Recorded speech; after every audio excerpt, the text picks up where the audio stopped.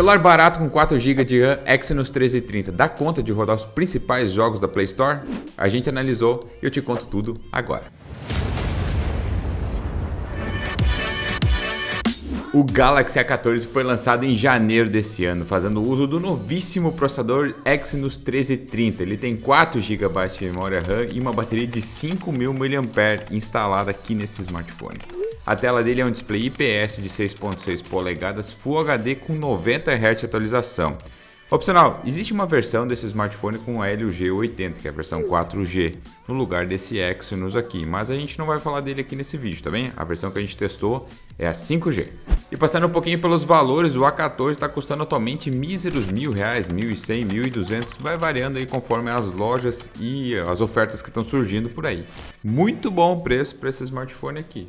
Levando em consideração que esse é um smartphone baratinho da categoria de entrada, a gente resolveu colocar ele em frente a outro smartphone também de entrada, que a gente já testou por aqui, que é o Redmi Note 12 da Xiaomi. Os dois dispositivos concorrem bastante em questão de performance e preço, abrindo margem para uma grande disputa que a gente vai avaliar agora aqui no Roda Liso. E não te esquece, como esses dois smartphones aqui são de entrada, a gente vai rodar com tudo no mínimo, tá bem? Para ver quanto FPS bate esses jogos aí. Bora! Então, pessoal, hoje teremos Asphalt 9 em vez de CarX Street, já que nenhum dos dois aparelhos conseguiu instalar o game, que é uma pena, e eu adoro o Asphalt 9, o editor sempre fala pra gente tirar, mas a gente vai ter Asphalt 9 aqui. O A14 marcou uma pontuação razoável, permanecendo na taxa de quadros de 30 frames com 100% de estabilidade. E já que o jogo não habilitou frame rates mais altas que essa, e a autonomia dele resultou em 5 horas de jogatina prevista com os gráficos no mínimo. Com isso, o A14 recebe um selo roda no Asphalt 9 e infelizmente a gente não rodou no Redmi Note 12 esse jogo, né? Também não instalou CarX Street. Louco. E no nosso Call of Duty o resultado foi um tanto quanto polêmico. Por mais que tenhamos classificado ele como roda liso no final, a framerate variou durante a partida do nosso Battle Royale que a gente analisa por aqui. Mas a taxa de quadros média foi de 53 frames, com uma estabilidade de 99%, uma autonomia de 5 horas e 15 de duração. O Redmi Note 12 ele travou nos 40 frames, penando para rodar aí o COD com uma estabilidade de 94%. Selo roda liso para o A14. Aqui a gente tem um caso engraçado do vídeo, se liga. O Diablo Immortal, ele libera sim uma taxa de quadros mais alta que no Galaxy A14, podendo chegar até 60 frames. Porém, o processador dele simplesmente não é forte o suficiente para aguentar, como você pode estar vendo aí na tela. O A14 marcou apenas 32 frames de média com 97% de estabilidade. Você consegue perceber que o smartphone até tenta atingir frames rates mais altas, mas com picos de 35 ou 36.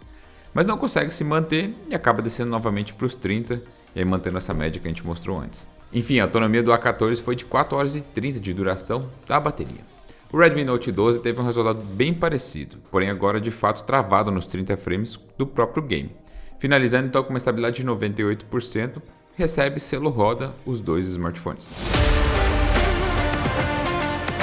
No nosso futebol, nada de novidade por aqui, já que os dois aparelhos que a gente testou arrebentaram completamente a performance no eFootball. Com quase um gabarito, o A14 pontuou 59 frames de média com 100% de estabilidade e uma autonomia beirando a 4 horas e 25 minutos de gameplay prevista. E o Redmi Note 12 também obteve quase um gabarito, ele bateu 60 frames, porém com uma estabilidade de 99%. Bem, selo roda liso para os dois, né? Foi muito bem os dois aparelhos. E nessa etapa do teste vai ser bem fácil para o A14 ganhar dessa disputa, porém não se anime tanto, porque a performance do celular da Samsung no Fortnite também não foi daquelas melhores e certamente não abre a possibilidade para a gente jogar sem se estressar. A taxa de quadros média dele foi de 15 frames com uma mínima de 6. Essas infames travadas não deixaram barato para o A14, que não nos permitiu ter uma estabilidade suave nesse jogo. E o Redmi Note 12 levou um selo roda lixo, lembra? Tem um link aí na descrição para você assistir. A gente não precisa nem falar nada quanto ao desempenho escabroso dele, né? Enfim, selo não roda para os dois telefones testados. É uma pena. Se eu dissesse que a gameplay do Free Fire dessa vez foi 100% fluida igual às outras, eu estaria mentindo. Por mais que o A14 tenha obtido números regulares, é possível observar na filmagem que algumas pequenas e rápidas travadas aconteceram, diminuindo o FPS por pouquíssimo tempo. mas que pode ser suficiente para prejudicar uma partida. Afinal, você está dando tiro lá e dá uma travadinha, não é bom, né? Enfim, eu não diria que o A14 é um aparelho adequado para o Free Fire, levando em consideração a imensidão que rodam esse jogo a 60 frames cravados. A taxa de quadros média dele foi de 58, com 100% de estabilidade e uma autonomia de 4 horas e 40 de duração. O Note 12 teve resultados melhores, pontuando os clássicos 60 frames com 99% de estabilidade. Selo roda liso para os dois telefones testados. No Genshin Zero, os números foram completamente desastrosos. O A14 finalizou em último lugar do nosso ranking de desempenho desse jogo. A taxa de quadros média do A14 no Genshin Impact com os gráficos no mínimo foi de apenas 16, com uma estabilidade miserável de 52% apenas. A autonomia dele se firmou nas 4 horas e 40 de duração, nada de novo por aqui, né? Mas quem é que quer jogar 4 horas com essa frame rate aí? Ninguém, né? O Note 12 foi o que conseguiu tirar um pouquinho de leite de pedra, pois pontou uma média de 33 frames com 82% de estabilidade. Tá certo, não é uma das melhores performances que a gente já viu por aqui, porém é preciso dar mérito pro Note 12. O bichinho tá tentando pelo menos, não é mesmo? Selo não roda pro A14. Em mais uma de nossas sessões semanais de decepção aqui no canal, a gente tem o Mortal Kombat. Apesar de possuir uma tela de atualização de 90 Hz, o A14 não conseguiu atingir uma frame rate condizente com essa frequência, penando para rodar um dos games mais leves da nossa lista. A taxa de quadros média do A14 no Mortal Kombat foi de 49 frames com 100% de estabilidade e uma autonomia de 5 horas de duração. O Redmi Note 12 também decepcionou bastante em questão de performance, pontuando somente 38 frames de média com 99% de estabilidade. Selo roda liso aqui para o A14.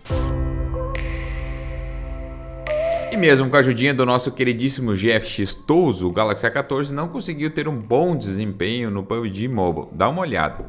Apesar dos gráficos estarem no mínimo, o A14 pontuou apenas 45 frames de média com 100% de estabilidade.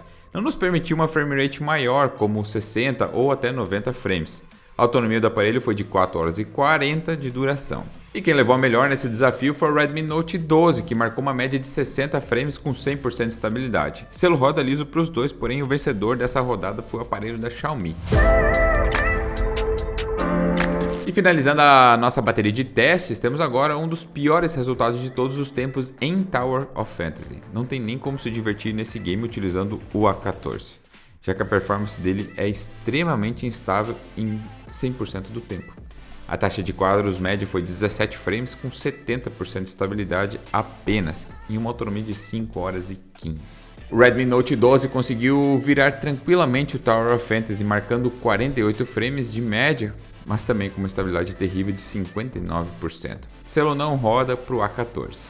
A gente jogou aquela hora de Call of Duty Mobile para saber quanta bateria é consumida nesse período e quanta temperatura atinge a tela do aparelho. E depois dessa hora de jogatina, o A14 aqueceu 12 graus na sua superfície e perdeu 16% de carga. Essa elevação de temperatura pode te prejudicar nos dias mais quentes e talvez em tarefas mais árduas como o nosso COD Mobile aqui ou ficar gravando vídeos com a câmera. Inclusive, uma coisa importante agora é que quanto mais o A14 aqueceu, mais ocorreram travadas súbitas na gameplay do COD, provando que esse aparelho não opera bem sob estresse. Diferentemente do A54, que a gente testou aqui há 2 semanas, o Exynos 1330 do A14 é bem menos performático do que o seu irmão mais velho. E o problema que a gente vê aqui nem é o desempenho em si, é a falta de compatibilidade que o chip tem com alguns games, até porque o chip também é novo. Nos entrega ainda assim uma jogabilidade travada, com muitos stutterings e lags que não fazem o menor sentido, como foi o caso do PUBG e o Mortal Kombat. Eu não diria diretamente que o A14 é um smartphone ruim, ele tem um desempenho abaixo da média, afinal ele pode muito bem fazer tarefas cotidianas como redes sociais, câmeras, tela, etc, né? O que acontece é que nos jogos ele peca bastante, então é impossível a gente recomendar esse aparelho como sendo um smartphone ideal para você jogar, né? Mesmo levando em consideração alguns pontos importantes, como o custo dele, né? E a longevidade que esse aparelho promete ter, afinal é um Samsung que está tendo bastante atualizações. E antes de vocês reclamarem que esses problemas serão consertados em futuras atualizações, lembre que o A14 foi lançado em janeiro desse ano, já tem quase 5 meses. Se você quer um aparelho baratinho para rodar vários jogos por bastante tempo, opte por um aparelho que tenha um Snapdragon 690, 680 ou um 778G. já que o Exynos aqui não é tão confiável, infelizmente, pelo menos nessas versões mais baratas. O selo roda para o Galaxy A14 em nossos testes de jogos. Atualmente ele ocupa o 3º lugar do nosso ranking dos smartphones de entrada. Essa foi a nossa análise completa de jogos no Galaxy A14. Quer saber mais algum vídeo sobre ele? A gente vai produzir aí... O que a gente pode produzir com ele? Jogos MOBA? Jogos FPS?